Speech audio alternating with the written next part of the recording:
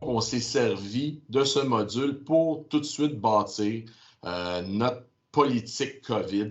Donc, on voit ici, là, je suis filtré par département. Donc, on est en mesure de voir les procédures par différents départements.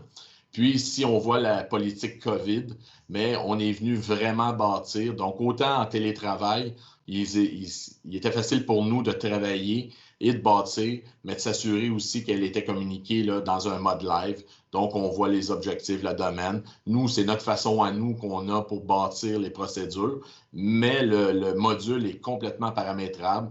Donc, il est possible de mettre des vidéos, des photos à l'appui. Mais nous, on a été dans une façon plus simpliste dans le cas de la COVID, évidemment, parce que notre objectif était de mettre des procédures claires de travail puis s'assurer que nos employés respectent ces procédures-là qui étaient mises d'une façon évidemment très, très, très rapide lorsque la COVID a été déclarée.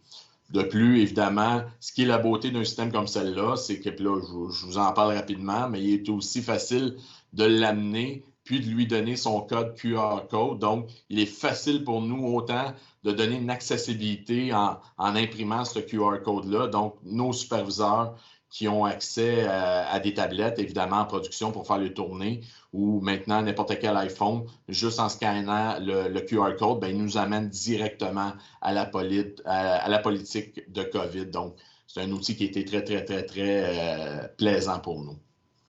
Ça a quand même été très facile après, par la suite, à diffuser l'information autant aux personnes qui étaient en télétravail de chez elles ou à votre personnel plancher restreint, mais au moins pour dire nous avons une nouvelle communication, on peut le diffuser à tout le monde. Oui, parce que spécialement, en plus, exemple, lorsqu'on travaille une tâche de travail, juste par le lien, donc il est facile de venir, je donne un exemple, à ma tâche, de venir amener le lien de cette procédure-là. Donc, automatiquement, en transférant la tâche à une personne X, Y, J, donc elle a juste à cliquer sur le lien, puis elle va être amenée directement à la procédure. Donc, le système devient complètement live, tout uni un dans l'autre. Donc, il est facile, oui, d'avoir des commentaires. Donc, lorsqu'on bâtit cette procédure-là, en la bâtissant par une tâche, bien, tous ceux qui sont impliqués donc, ont une possibilité d'amener un commentaire et amener des changements jusqu'à ce qu'on ait une approbation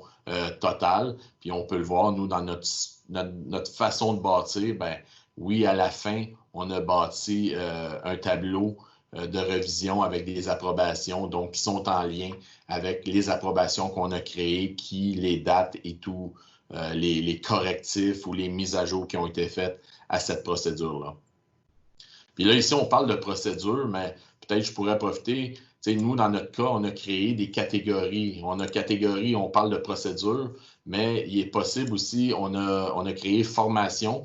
Là, on est en train de les bâtir, mais aussi, on peut bâtir les formations à l'intérieur. Donc, si on veut créer une formation spécifique à un équipement, bien, on va la traiter dans le centre de connaissances. Donc, exemple, maintenance préventive sur un équipement XYZ, bien, tu bâtis tout le plan de formation, le plan de maintenance avec photos et même vidéos à l'appui. Puis, c'est notre objectif en arrière de cette acquisition-là avec Turvine, c'est d'être capable d'avoir des systèmes de formation, des systèmes de maintenance préventive et nos procédures vivantes et accessibles à tous nos employés là, rapidement. Là.